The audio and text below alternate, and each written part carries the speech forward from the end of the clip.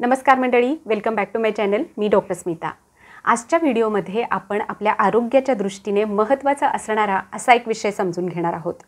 बऱ्याच लोकांची अशी तक्रार असते की आम्हाला दिवसभर थकवा वाटत राहतो, अंग जड वाटत राहतं, अशक्तपणा वाटतो, थोड्याशा कामाने सुद्धा दमून जायला होतं. तर अशा वेळेला नेमकं काय करायचं? तर यासाठीच आपण आजचा व्हिडिओ बनवत आहोत. आजच्या व्हिडिओमध्ये आपण आपली ऊर्जा टिकवून ठेवण्यासाठीचे 6 उपाय पाहणार आहोत, 6 मार्ग पाहणार आहोत. आपली एनर्जी रिफिल करण्याचे हे 6 मार्ग अगदी साधे सोपे आहेत. त्यासोबतच इन्स्टंट एनर्जी बूस्टर असणारं असं फूड कुठलं कुठलं आहे, असे पदार्थ कुठले कुठले आहेत जे आहारामध्ये घेतल्यानंतर आपल्याला त्वरित ऊर्जा मिळू शकते, हे सुद्धा आपण व्हिडिओच्या शेवटी पाहणार आहोत.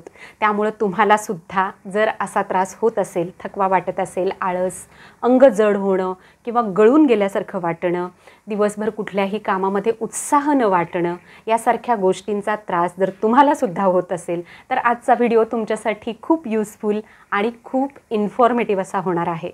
नेहमीप्रमाणे या सगळ्या गोष्टी आपण सायंटिफिक वेमध्ये समजून घेणार आहोत. त्यामुळे नक्की हा व्हिडिओ शेवटपर्यंत पाहत राहा. चला तर मग सुरुवात करूयात आपण आजच्या व्हिडिओला. नंबर 1, सगळ्यात पहिली महत्त्वाची गोष्ट म्हणजे आपली दिवसभराची फिजिकल ॲक्टिव्हिटी, म्हणजेच आपल्या शारीरिक हालचाली आपल्याला वाढवायला हव्यात. आता याचा थकव्याशी काय संबंध आहे? तर हो, खूप जवळचा संबंध आहे. आपलं शरीर हे हालचालींसाठी बनलेलं आहे. खूप साऱ्या स्टडीजमध्ये ही गोष्ट सिद्ध झालेली आहे की आपली वाढलेली फिजिकल ॲक्टिव्हिटी ही आपले एनर्जी लेवल्स बूस्ट करत असते. सेडेंटरी लाईफस्टाईल म्हणजेच आरामदायक जीवनशैली हे थकव्याची किंवा आळस येण्याची जी अनेक वेगवेगळी कारणं आहेत त्यापैकी एक महत्त्वाचं कारण आहे. खूप साऱ्या संशोधनांमध्ये ही गोष्ट दिसून आलेली आहे की ज्यावेळेला आपली फिजिकल ॲक्टिव्हिटी वाढलेली असते अशा वेळेला आपलं हार्ट, आपलं हृदय, आपली फुफ्फुसं आणि आपले स्नायू यांची कार्यक्षमता वाढलेली असते. आपली मसल स्ट्रेंथ वाढते.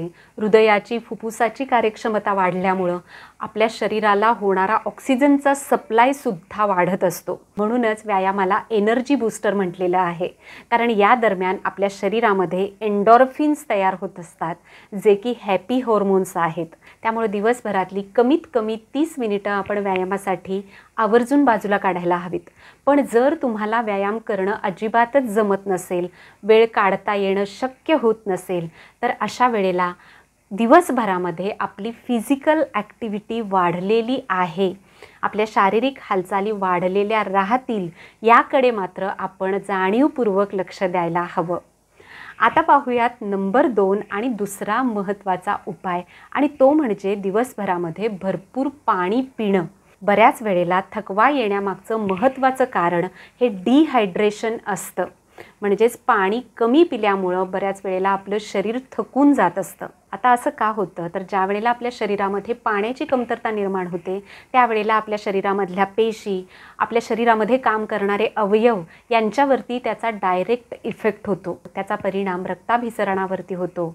आपल्या स्नायूंना, आपल्या मेंदूला होणारा ऑक्सिजनचा सप्लाय कमी होतो. त्यामुळं आपला अलर्टनेस कमी होतो. कुठल्याही कामामध्ये मन एकाग्र करण्यामध्ये अडचणी निर्माण होतात. आपल्या नसा आणि आपल्या स्नायूंचं काम व्यवस्थित चालण्यासाठी सोडियम आणि पोटॅशियम म्हणजे हे जे इलेक्ट्रोलाइट्स आहेत त्याचा बॅलन्स व्यवस्थित राखणं महत्त्वाचं असतं. त्यामुळं शरीरामध्ये पाण्याची कमतरता जेव्हा निर्माण होते अशा वेळेला मसल विकनेस आपल्याला दिसून येतो आणि फटीग आपल्याला दिसून येत असतो. दिवसभरामध्ये आपण नेमकं पाणी किती घ्यायला हवं यावरती आपण खूप वेगवेगळ्या व्हिडिओजमध्ये बोललेलो आहे. पण तरीसुद्धा इथं पुन्हा एकदा मी रिपीट करते की आपल्या शरीराच्या प्रत्येक 20 किलो मागे 1 लिटर पाणी पिणं आपल्याला गरजेचं असतं. अर्थातच हे प्रमाण अंदाजे आपण इथे सांगत आहोत. त्यामुळे जर समजा माझं वजन 60 किलो आहे तर मला कमीत कमी 3 लिटर होईल इतकं पाणी दिवसभरामध्ये पिणं गरजेचं आहे. तर अशा प्रकारे तुम्ही सुद्धा तुमच्या शरीराची पाण्याची गरज कॅल्क्युलेट करू शकता. तर पाण्याचं प्रमाण व्यवस्थित ठेवणं हे खूप गरजेचं आहे. आता पाहूयात नंबर 3 आणि तिसरी महत्त्वाची गोष्ट बऱ्याच वेळेला थकवा येणं किंवा जडपणा येणं किंवा अशक्तपणा वाटणं यामागचं महत्त्वाचं कारण म्हणजे पोषक तत्वांचा शरीरामध्ये झालेला अभाव.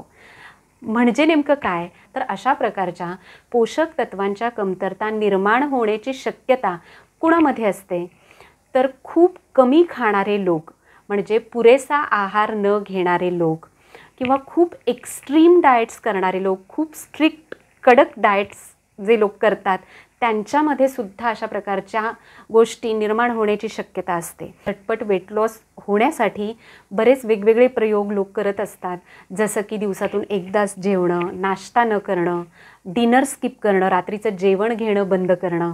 तर यासारख्या गोष्टींमुळं शरीरामध्ये पोषक तत्वांची कमतरता निर्माण होत असते. त्याचबरोबर जे लोक खूप जास्त जंक फूड्स घेतात, खूप जास्त स्ट्रीट फूड्स खातात, अशा लोकांमध्ये सुद्धा पोषक तत्वांची कमतरता निर्माण होण्याचे खूप जास्त चान्सेस असतात. त्यामुळं भाज्या, फळं, संपूर्ण धान्य, प्रोटीन्स, फायबर्स यासारख्या गोष्टी आपल्या आहारामध्ये घेणं खूप गरजेचं असतं. आपला आहार संतुलित असणं खूप महत्त्वाचं आहे. बरेच लोक वेट लॉससाठी फॅट्स आपल्या आहारातून पूर्णपणे बंद करतात, तर ही गोष्टसुद्धा आपल्या आरोग्यासाठी धोकादायक बनू शकत असते. आपला आहार संतुलित आणि चौरस असतो अशा वेळेला अशक्तपणा किंवा थकवा यासारख्या त्रासांवरती मात करणं आपल्याला सहज शक्य होतं. आता आपण पाहूया नंबर 4 आणि चौथी महत्त्वाची गोष्ट. काही प्रकारच्या व्हिटॅमिन्सच्या कमतरतेमुळे सुद्धा असं होऊ शकतं. आता यामधले महत्त्वाचे व्हिटॅमिन्स आहेत ते म्हणजे व्हिटॅमिन B12 आणि व्हिटॅमिन डी. व्हिटॅमिन B12बद्दल आपण पहिल्यांदा बोलूया.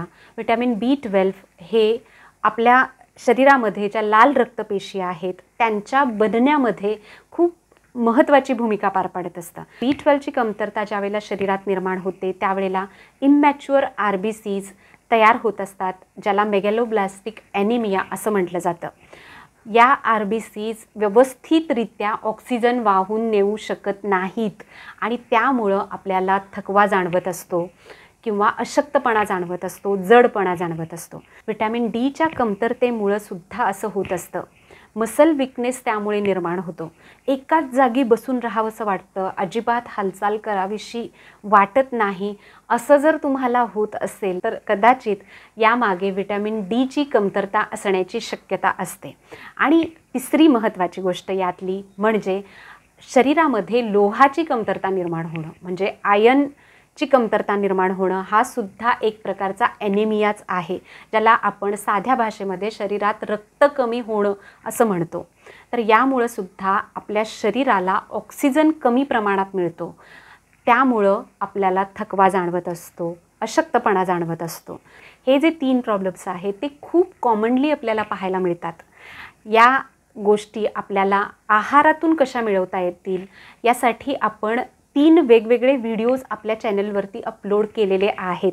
म्हणजेच व्हिटॅमिन B12 कुठल्या कुठल्या पदार्थांमधून आपल्याला मिळतं, व्हिटॅमिन डी आपण आहारामधून कसं मिळवायचं आणि रक्तवाढीसाठी आपण आपल्या आहारामध्ये काय काय घ्यायचं, दिवसभराच्या आपल्या आहारामध्ये आपण कुठल्या कुठल्या गोष्टी समाविष्ट करायच्या, या गोष्टी आपण 3 वेगवेगळ्या व्हिडिओजमध्ये बोललेलो आहे. तुम्हाला जर याबद्दल जास्त माहिती हवी असेल, यातला कुठलाही व्हिडिओ तुम्हाला जर पाहायचा असेल तर मला खाली कमेंटमध्ये तसं लिहून कळवा, मी त्या व्हिडिओची लिंक तुम्हाला सेंड करेन. आता पाहूयात नंबर 5 आणि 5वी महत्त्वाची गोष्ट, आणि ती म्हणजे आपला स्क्रीन टाईम कमी करणं.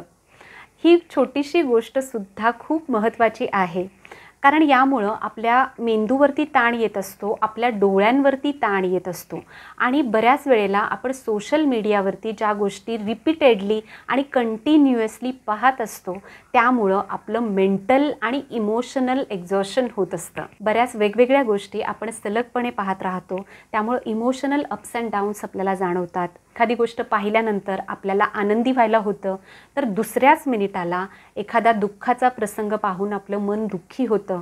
एखादी गोष्ट पाहून आपल्याला जेलसी वाटते, कुणाचा तरी हेवा वाटतो, कुणाबद्दल तरी तिरस्कार वाटतो. या सगळ्या मेंटल आणि इमोशनल एक्झॉशनमधून आपला ब्रेन, आपला मेंदू जात असतो. त्यामुळे येणारा जो थकवा आहे त्याला स्क्रीन फटीग असं म्हटलं जातं.